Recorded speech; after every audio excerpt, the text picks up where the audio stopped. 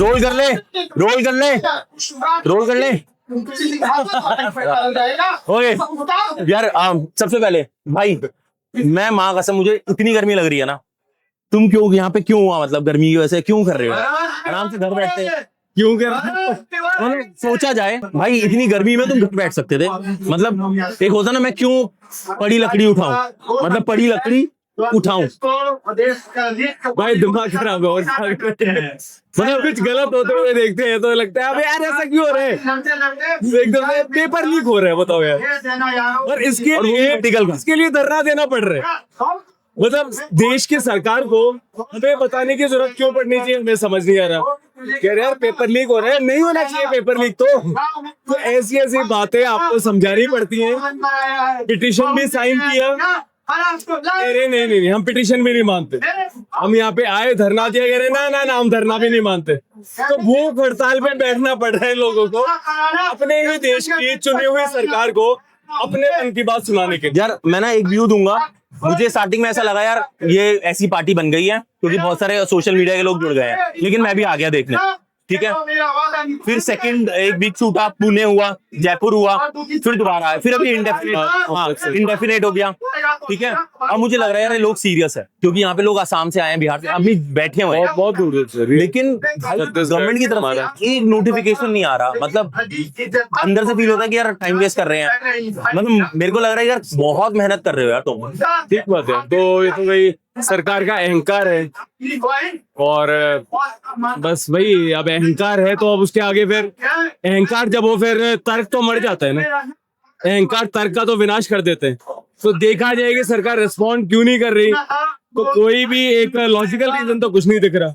हाँ है ना, सब कुछ एक मुझे तो बड़ा एब्सर्ड ही लगता है यार। अच्छा 2026 है, 1926 तो है नहीं। हाँ गांधी जी ब्रिटिश हुकूमत को अपनी बात कहने के लिए अनशन करते हो, चिट्ठी लिखी जाएगी, है ना। हाँ 2026 में अपने ही देश में भारत सरकार है, और ये कहने के लिए कि यार पेपर लीक नहीं होने चाहिए, ये बात कहने के लिए आपको भूख हड़ताल पे बैठना पड़ता है। सरकार सुनती भी नहीं, और लोग फिर ये पूछते हैं क्या आपको लगता है कि सरकार हार जाएगी? मैं लोगों से पूछता हूँ कि अच्छा ये जीत है क्या? मतलब 22 लोगों की डेथ हो गई, उनकी लाश पे आपने अपनी कुर्सी रखी हुई है, क्या ये वाकई जीत हो? ऐसी जीत तो आपको ही मुबारक, मेरी नजर में तो ये हार ही हार है। क्या आपको किस लिए चुना गया कि आप देश के लिए कुछ काम कर सको, ये आप काम करो। अब थोड़ा सा मैं एग्रेसिव स्टेप ले रहे हैं 20 जून को। What is it about? 20 जुलाई को नहीं एग्रेसिव, देख रहे हो दिमाग बंदे का तेज चल रहा है गर्मी में बैठे हुए भी। एग्रेसिव तो क्या है, सिंपल है कि मार्च करेंगे। जैसे मैंने कहा कि गांधी जी वाले तरीके हमें अब तक इस्तेमाल करने पड़ रहे हैं। उन्होंने दांडी मार्च किया था, तो अब हम यहाँ पे जंतर मंतर से संसद जाएंगे। इसमें कि यहाँ से तो आवाज जा नहीं रही, माइक लगा के भी जा नहीं रही, तो क्या पता संसद जाके थोड़ा सा पास होंगे तो देख रहे थे कौन सा आ जाए। तुमने सोचा है हंगर स्ट्राइक करने का? सच्ची बताइए। सोचा था? मैंने सोचा था कि मैं शायद 1-2 दिन तक करूं, लेकिन जब मीडिया के बार बार ये क्वेश्चन आने लगे तब मैंने डिसाइड किया कि मैं हंगर स्ट्राइक पे नहीं जाऊंगा। वो सिंपली इसलिए क्योंकि ना ये बहुत ही एब्सर्ड, बहुत ही वियर्ड, बहुत ही निर्मम है कि लोग ना एक बेसिक सवाल ये नहीं पूछ रहे कि यार किसी को भी भूख हड़ताल पे क्यों जाना पड़। This is the absurdity of our times कि हमारे ही देश की सरकार है और देश के लोगों का मुद्दा सरकार को सुनाने के लिए लोगों को खुद को तड़पाना पड़ रहा है। सरकार तुम्हारी अंतरात्मा देखो, हम भूखे मर रहे हैं। तो ये कितना एब्सर्ड है, और लोग ये सवाल नहीं कर रहे कि भाई भूख हड़ताल क्यों करनी पड़ रही है। लोग कह रहे हैं सोनम वांगचुक तो है, ये विजेता क्यों नहीं मर रहा भूख से, इसको भी तड़पना चाहिए। तो ये बहुत ही एक निर्मम बात। भाई तुम्हारी ना एक रील भी वायरल हो रही थी, तुम डांस कर रहे हो और पीछे सोनम वांगचुक जी बैठे हैं, लोग उस पर बहुत ट्रोल कर रहे हैं। How do you handle trolls यार? सबसे पहली चीज भाई, तुम सबसे ज्यादा ट्रोल होते हो, मैं बता रहा हूँ। सीजेपी में हाईएस्ट ट्रोलर यू। सबसे ज्यादा ट्रोल भी मैं होता हूँ, और सबसे ज्यादा एक शिद्दत से लोग गले मिलने भी मुझसे जाते। यू हैव लाइफ यार, तुम यू हैव लाइफ। तो लोग इतनी दूर दूर से कि सर मुझे पता चला आप यहाँ पे हो, मैं मध्य प्रदेश से आया हूँ। हाँ मतलब ऑफ कोर्स मुद्दे के लिए भी आया हूँ, बट लोगों का इतना प्यार होता है, लोग हाथ मिलाते हैं, वो सिंपली इसलिए क्योंकि मैं ना बस नॉर्मल सी बात कह दी जो लोगों को पसंद आए, फिर मुझे लगता है यार बोलो ही मत, चुप ही रहो। हाँ क्यों मतलब इंटरनेट पे इतनी वीडियोस बढ़ाई जा रहे हो? से समथिंग अगर आपके पास वाकई कुछ कहने के लिए है ना। और जब आप फिर वैसी बात कहोगे तो ऑफ कोर्स जो कन्वेंशंस हैं उनको आप शैटर करोगे, ट्रू दैट। हाँ ट्रेमर्स तो होंगे, हाँ है ना। लेकिन फिर जब लोग बात समझ जाते हैं तो फिर वो बहुत ज्यादा रिस्पेक्ट और बहुत ज्यादा अफेक्शन भी कन्वे करते हैं। और इसीलिए फिर मुझे ट्रोल से फर्क नहीं था, क्योंकि वो जो उधर से इतना ज्यादा प्यार मिलता है उसके बीच में ट्रोल्स का वो तो कुछ भी नहीं। और मुझे वही लगता है कि ट्रोल्स भी बेचारे, उनके अंदर भी एक पीड़ा है, वरना उनको मुझसे कोई पर्सनल खुन्नस तो है नहीं। पर्सनल है ना, उनके दिमाग का एक सिस्टम हिल गया है। हाँ तो but somehow I personally feel that you are keeping the protest alive and this is a new kind of protest जिसकी भी जिंदगी में किसी ने देखा होगा। मैं एक व्यू दे रहा हूँ इसको, कह रहे हैं डांस हो रहा है, भाई क्यों ना हो। प्रोटेस्ट में रोते हुए प्रोटेस्ट थोड़ी करना है, प्रोटेस्ट किसी भी चीज से किया जा सकता है। एमा गोल्डमैन ने कहा था कि if I can't dance I don't want to be a part of your revolution. या it was a paraphrasing of her thoughts. Yes ठीक है, वो एक अमेरिकन रेवोल्यूशनरी थी और उन्होंने कहा कि किसी भी आंदोलन का मकसद क्या है? आंदोलन का मकसद है आजादी। हाँ और आजादी क्या है? Dance, life, Joy, freedom. यही तो आजादी है। और कोई इंसान नाच ही ना सके, उसे ये सोचना पड़े अरे यार मैं ट्रोल हो जाऊंगा, लोग मुझे कहेंगे तो नेता हैं और डांस कर रहे हैं, ये कैसा इंटेलेक्चुअल है जो डांस कर रहा है, भाड़ में गया है यार। ये एक एक्सप्रेशन है, एक तरह का नॉन वर्बल कम्युनिकेशन है। इट्स अ यू नो एक एक्सप्रेशन है अपने जॉय का, अपने फ्रीडम का। तो सबको डांस करना चाहिए, यही मेरा I love you for saying that. I love you for saying that. अच्छा मुझे चलो मैं I'm just gonna put up the last question to you. मैं नहीं फंसने वाला, दिमाग तेज चल रहा है मेरा, भले ही धूप कितनी भी है। On a very serious note, for the people out there जो कह रहे हैं ना ये जो बैठे हैं टाइम का, इसका गोल क्या है? Just in very small words. भाई ये हमारा फाइनल गोल है, जब ये अचीव हो जाएगा ना हमारा प्रोटेस्ट खत्म हो जाएगा। गोल लेवल्स में आते हैं, जैसे मैस्लोज पिरामिड है ना। ठीक है, धर्मेंद्र प्रधान इस्तीफा दे, दिस इज पार्ट 1। पार्ट 1।